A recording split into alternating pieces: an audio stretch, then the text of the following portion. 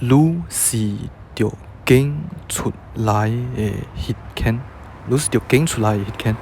下面那个名字的读音呢是 Obi-Wan Kenobi， 但是一般的槟城人呢是不会这么读的，我们一般上都会读成，如果你要用比较自然的读音去读的话，我们一般上都会读成 Obi-Wan Kenobi。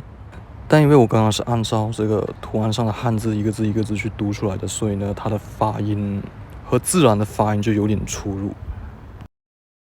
槟城福建话的 Lucy 很简单嘛，就是你是的意思。广东话的话就是你係你係，然后丢揀出來丢，它这里的丢，可以解释为普通话的被。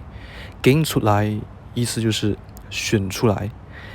后面的那个句尾的那个就是对应的是普通话的或者广东话的嘅，所以就揀出來它的意思就是被选出来的，被揀出來嘅，就揀出來被选出来的。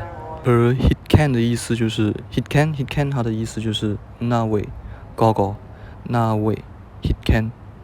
因此 Lucy 就揀出來 hit can， 它这句话的意思就是你是被选中了，或是你是被选出来的那位。讲我人的民族語言，卻都對我人的民族認同。今天要教的就这一些吧。那别忘了关注和分享，然后我们就下一期见吧。